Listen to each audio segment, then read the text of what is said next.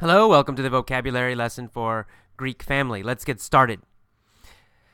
Headline says, woman will never be Greek enough for husband's family. Greek, of course, describes someone from Greece, the country of Greece. And then she starts the letter, Dear Abby, I married a Greek man whose family never accepted me. She said she was young and naive. Naive means innocent. It means, but not like guilty and innocent. It means you don't have much experience in the world. You don't know much about the world.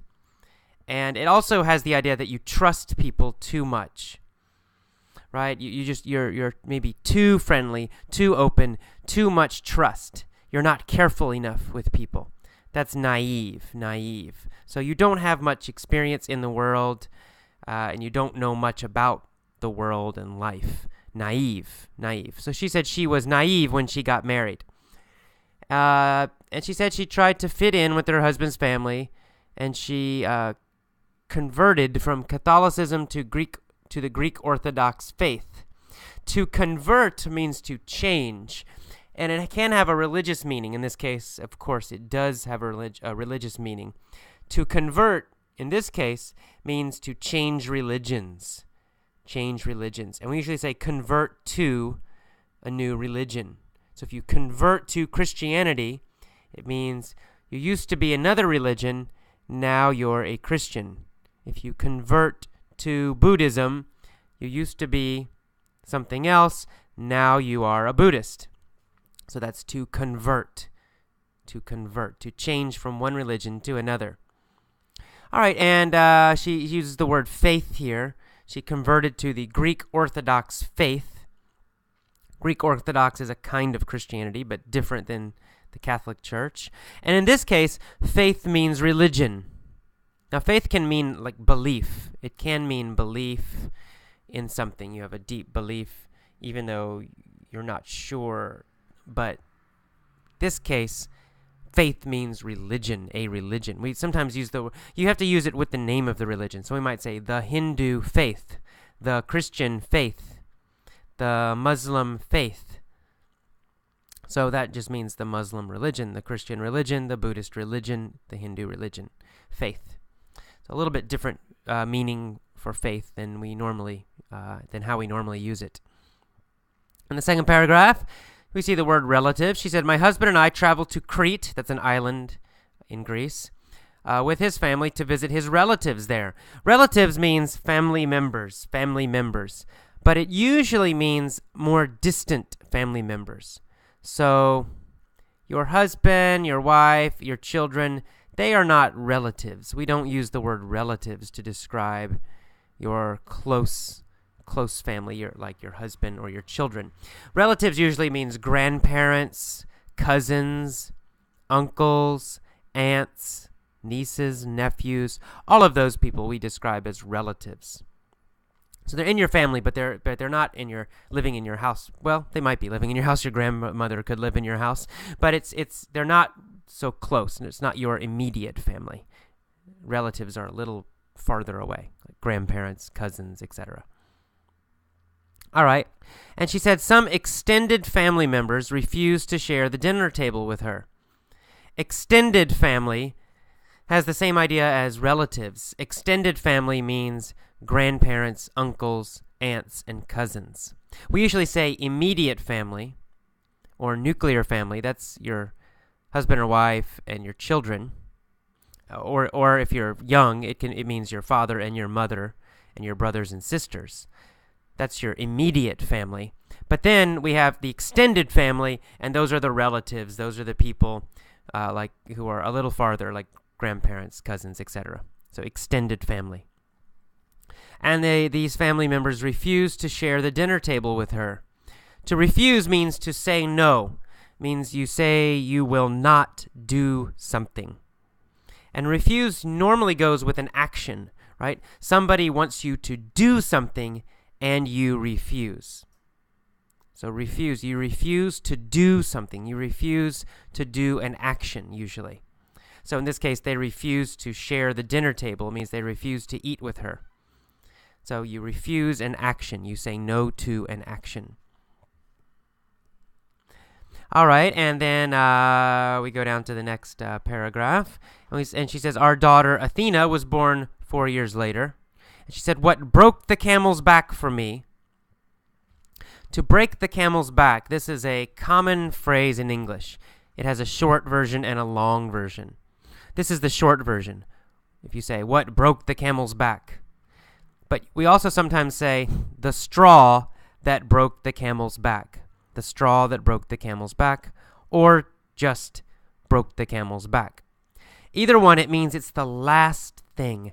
It's the action or the situation that finally makes you do something, that finally changes your mind. So you have to imagine that you have a camel, right? It's an animal, and you're putting stuff on top of the camel. So you put maybe straw's like grass, but you're putting some on the camel, and the camel's okay. You put more, it gets heavier and heavier and heavier. You put more, and oh, now the camel's, his back is hurting. You more, and finally you put one more, and the camel's back breaks, right? So it's the final thing, it's the final bad experience that causes the camel to break or to die. This is where it comes from. And so it means like that you have some kind of bad situation, and it's been happening a long time. So let's say in this case, the family, they do something bad to her. Then they do another thing that's bad. Then they do another bad thing. Then another. Each time she's a little more upset, a little more angry. But more bad things, more bad things. Finally, they did something to her daughter. They were rude to her daughter. That was the last straw, right? That's what broke the camel's back. It was the last event. After this, she's so angry, she will not be nice to them anymore. It's the final action, and now she can't handle it anymore. All right, and so what happened is that the father-in-law was giving money to all the grandchildren who had Greek heritage, but didn't give one to their daughter.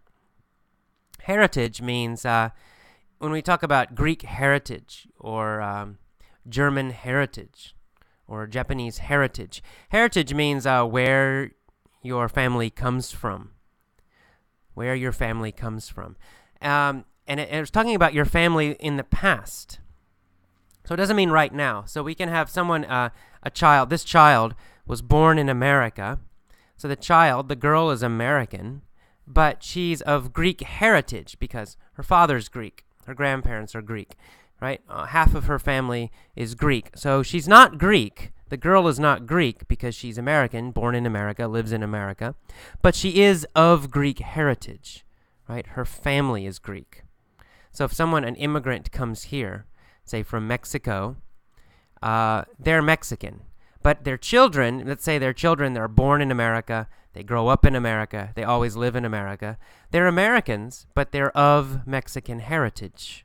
Their family, going back in history, was Mexican. All right. And then we keep going, and she says that her little daughter was really upset when she didn't get money from her father-in-law like everybody else. And then she said her husband just tries to stay neutral. Neutral means, in this case, neutral means you don't pick a side. So we have one side against another side, and you say, oh, I'm not fighting on either side. I'm in the middle. I will not support either side. I am neutral. So the husband won't support his wife and daughter, and the husband also won't support his Greek family. He just says, I'm neutral. He won't help either one. He won't choose either side. And then finally, in the last sentence, she says, Abby, how far should someone have to go, or how far should I have to go to fit in with my husband's family? Remember, to fit in means to have a good relationship with. To fit in with the family means have a good relationship with the family, to belong to the family, to be part of the family. That's to fit in. So she's saying, how far should I have to go to do this? And that means, how far do I need to go? How far should I have to go? That just means, how much do I need to do? How much do I need to do? Or how much should I try? That's the meaning of that phrase. How far should I have to go to learn English? It means, what must I do? How much do I need to do to learn English? Or, how much do I need to try to learn English? How far do I need to go? All right. So that's all. That's all the vocabulary in this little thing. Listen to this a few times. Make sure you know the vocabulary. This one's not too difficult, I hope. And then we'll move on to the mini story. See you next time. Bye.